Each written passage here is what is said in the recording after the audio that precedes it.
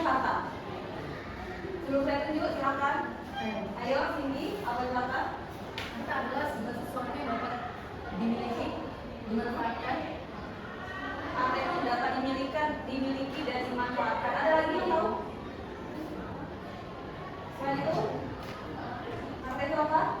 Nah, kalau harta itu dalam Islam itu kita sudah tahu kan, harta itu adalah amanah dari Allah kepada manusia sebagai diamanahkan sebagai kita memegangkannya ya, titipan. Istilahnya kalau itu dengan kata lain apa ya? Titipan dari Allah karena itu harta milik Allah itu mutlak. Kita hanya titipan sementara. Sebagaimana ada dalam Al-Quran surah Al-Hadid ayat 7.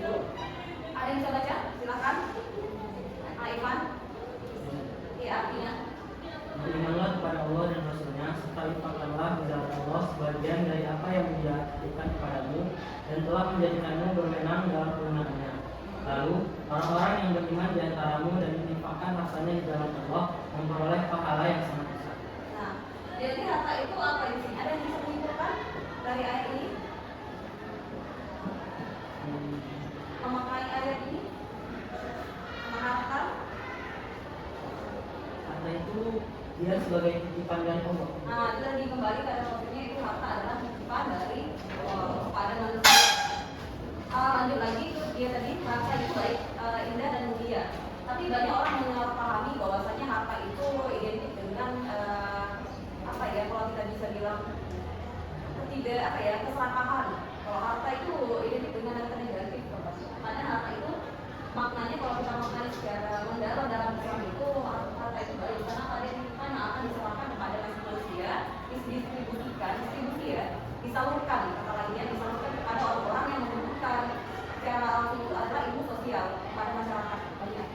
Nah ini tadi kemiskinan dapat membahayakan akidah dan keimanan. Kenapa? Karena kalau misalnya kita bahasnya kemiskinan dapat membahayakan akidah dan keimanan. Kenapa? Ayo, kemiskinan dapat membahayakan. Ada yang bisa memaknai kata-kata itu? Ayo. Masa nggak bisa? Ayo, sini. Karena kemiskinan itu tidak memiliki kata secara definisi, membahayakan bagi si diri sendiri. Karena dengan hal seperti itu bisa membuat kegiatan-kegiatan negatif. Contohnya, ayo supaya bisa kasih tahu. Banyak tuh dalam lingkungan kita. Karena miskin, maka bisa membahayakan. Nah, ya kan? Dari kemiskinan tersebut munculnya yang kejahatan Bu, seperti mencuri. Mencuri, apa lagi? Judi, karena dia ada kegiatan-kegiatan negatif ketika kemiskinan. Kita merasa kekurangan, otomatis kita akan ada rasa iri dan ingin memiliki harta orang lain dengan cara pintas, kan gitu? Bukan mencari dengan yang halal, masalahnya nih. Tapi kalau dikaji dengan dalam lagi, harta ini kan tadi identik dengan kebaikan sebenarnya. Kenapa? Dengan harta yang baik, harta itu tadi kita bisa berinfak, bisa bersedekah, berzakat, kan bisa mendistribusikan harta kita kepada orang yang membutuhkan, kan demikian. Terus ini tadi definisi harta dalam umumnya ya, yang paling kita pelajari adalah harta sesuatu yang dapat menenangkan atau kenyamanan atau dapat dimiliki secara penuh. Tadi sini udah jawab ya apa itu harta. Terus syarat harta dalam Islam. Harta dalam Islam itu boleh dimiliki dan tidak boleh dimanfaatkan. Contohnya apa aja? Ada yang bisa? Boleh dimiliki itu bagaimana? Boleh dimanfaatkan itu bagaimana? Boleh sini lagi. Kalau boleh dimiliki itu harta pribadi, contohnya kayak rumah, mobil dan segala jenisnya. Tapi kalau boleh dimanfaatkan itu seperti ikan, itu boleh dimanfaatkan tapi tidak boleh dimiliki secara pribadi. Sungai, terus apalagi jalan raya. Itu juga harta yang boleh dimanfaatkan tapi tidak boleh dimiliki pribadi. Jalan raya kan gitu kan, semua orang boleh menikmatinya tapi tidak boleh memilikinya secara pribadi. Apa lagi? Rumah ibadah. Kan bentuknya rumah ibadah. Fasilitas publik. Kalau yang boleh dimanfaatkan, kalau boleh dimiliki itu tadi kayak kita kendaraan, rumah, tanah sebagian yang dibolehkan sama pemerintah. Kan ada juga yang nggak boleh ya, kayak hutan lindung. Kalau kita masuk fungsi harta, di fungsi harta itu pertama amanah dari Allah dan karena titipan ya, intinya. Baru perhiasan hidup, ujian keimanan, bekal ibadah dan meneruskan kehidupan. Lanjut pembagian harta, harta itu dapat bernilai dan tidak ternilai. Nah, harta yang bernilai sama yang tidak ternilai, siapa yang bisa membedakan? Ada yang ngasih tahunya? Ayo. Yang bernilai itu bagaimana? Yang tidak nih, berimba itu adalah harta yang dimiliki secara sah dan syariat yang tadi yang boleh dimiliki. Contohnya tadi ya, kayak rumah. Nah kalau yang tidak boleh dimiliki yang tidak bernilai bagaimana? Contohnya, ayo. Apa yang melalui dari hasil pencurian? Harta yang melalui hasil yang tidak sah ya. Ataupun contoh lain apa lagi? Komar. Komar, apa malu kan? Bohong. Apa lagi? Jadi harta yang tidak ternilai, harta yang tidak bernilai. Seperti itu. Baru pembagian harta yang bergerak dan tidak bergerak. Harta yang bergerak ini adalah harta yang tempat tempatnya tidak dapat dipindahkan, sedangkan harta yang bergerak boleh dipindahkan. Apa contohnya ada bisa? Tadi, kalau tidak bergerak tanah, terus yang tidak rumah, atau yang bergerak kendaraan, apa lagi? Uang bergerak di mana kita bawa. Baru proses harta dalam Islam dan relevansinya dalam ekonomi Islam. Nah, dalam ekonomi Islam, harta ini berbasis sebagai ini ya, harta sebagai input produk. Dan harta ini bisa juga didistribusikan harta yang habis yang didistribusikan. Distribusikan tahu nggak sih namanya?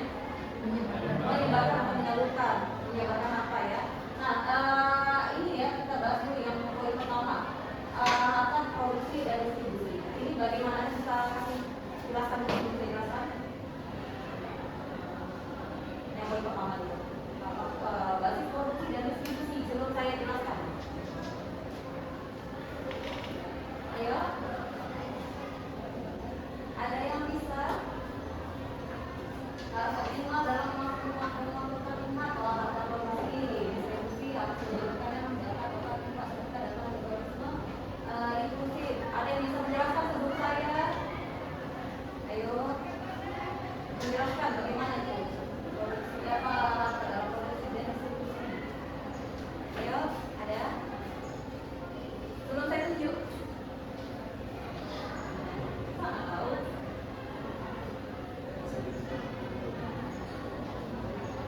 Untuk mengelola sumber daya produksinya, tanah, Gak sebenarnya bagaimana? Misal ini, ada misal ada? Hah? Yang bagian distribusi itu bagian ini ya, ini bagian sedekah ini ya, bisa masuk ke situ dia. Gini ya, kalau saya jelaskan ya, basis produksi dan distribusi atau sebagai input produksi harus dioptimalkan dalam memaksimalkan harta. Contohnya ini, kita ketika memiliki harta, kita harus bisa mengelola keuangan kita itu, harta kita untuk menjadi diterbaikkan sebagai output untuk masyarakat. Misal kita punya modal membuka lapangan pekerjaan, kan masyarakat yang tidak mampu bisa bekerja dengan kita. Tapi tadi harus adil di dalamnya, harus ada proses adil itu kayak mana? Membayar upah orang sebelum kehindaannya sesuai maksudnya sesuai kerja mereka, kita bayar upahnya. Ada kan kebanyakan karena harta banyak dia eksploitasi atau melakukan ketidakadilan di dalam itu ketika punya harta berlebih, diskriminasi lah ya orang yang kalangan bawah. Nah kalau punya harta itu kita harus mengoptimalkan umat, memproduksinya dalam produksi itu ya kita bahas ya. Baru setelah itu distribusi dari harta-harta yang kita dapat. Contoh tadi kayak misalnya produksi kita punya usaha, kan kita punya murni, kita diwajibkan buat berzakat. Pasti kan ada zakat harta namanya. Dengan nisab yang apa ya? Dalam satu tahun kan ada batas kadarnya kan. Harus berzakat. Dan wakaf ini sebenarnya nggak wajib. Tapi kalau kita punya harta berlebih, wakaf ini bisa membantu masyarakat. Wakaf produktif, zakat produktif, wakaf tabungan, kan demikian. Zakat dan wakaf produktif ini bisa dikelola masyarakat atau orang-orang yang tidak mampu untuk menjadi modal usaha. Itu dari zakat wakaf. Nah, kalau infak tadi yang kayak kita ngomongnya bisa kita bersedekah. Contohnya apa? Berkurban, seperti contohnya. Apalagi memberikan lingkungan kita sedekah. Kalau dalam perusahaan nanti CSR itu adalah bantuan sosial kepada masyarakat di lingkungan perusahaan kita. Itu harus ada.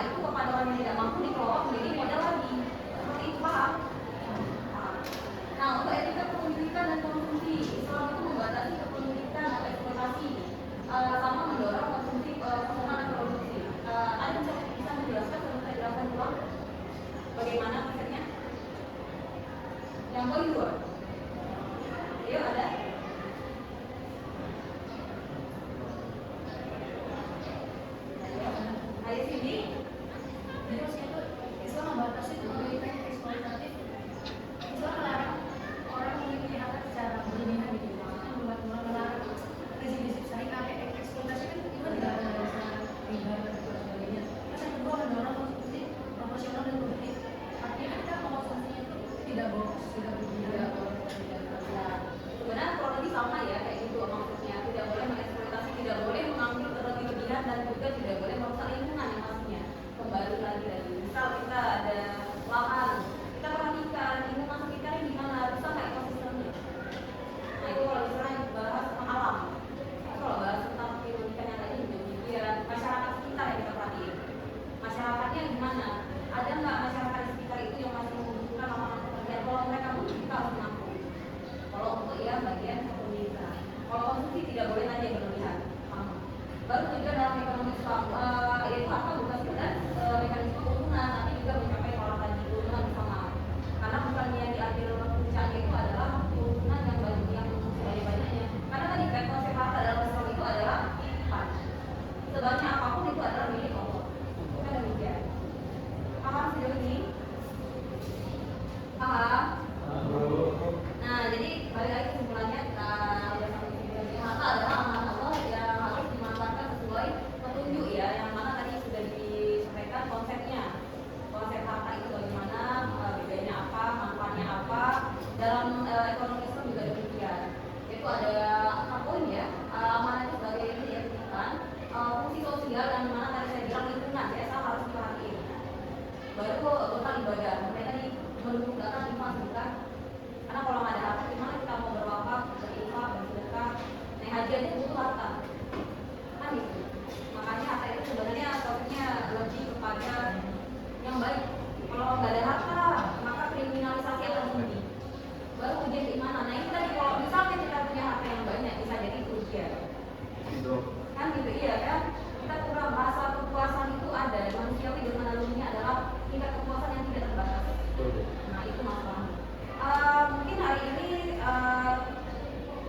perkuliahan tentang konsep harta dalam Islam cukup sampai di sini. Ada yang mau ditanyakan? Silakan. Kalau tidak ada kita lanjutkan. Ada? Tidak ada? Yakin? Sudah paham? Ya sini. Kita bahas tentang masalah harta. Saya di sini. Bagaimana solusi mungkin pemerintah daerah pemerintah kita menanggulangi kemiskinan secara syariat selain memberikan zakat ataupun sedekah atau uang gitu. Solusinya apa? Memberantas kemiskinan. Kalau untuk pemerintah sebenarnya ini maksud saya jawab ya. Nah, kalau konsep harta dalam pemerintah supaya masyarakat itu tidak miskin kan gitu konsepnya. Sebenarnya untuk pemerintah itu ada namanya zakat produktif dan wakaf produktif tadi. Jangan cuma memberi harta dimakan konsumsi. Konsumsi itu kan dimakan juga dan habis. Tapi harus dikelola. Kalau dalam misalnya gitu. Zakat dan wakaf produktif ini dikasih modal, mereka diawasi dengan membuka usaha, dipantau terus sampai mereka itu bisa menjadi pengusaha. Nanti kalau mereka dapat untung, itu mereka bisa membayar infak atau sedekah kepada pihak Basnas ataupun pada pihak wakaf. Di wakaf itu BWI ya, kalau kita bilang ada wakaf Indonesia. Itu sebenarnya udah ada konsepnya. Cuman masalahnya kembali lagi wakaf dan zakat kita di Indonesia yang terkumpul potensinya tinggi dananya. Jadi misalkan tidak bisa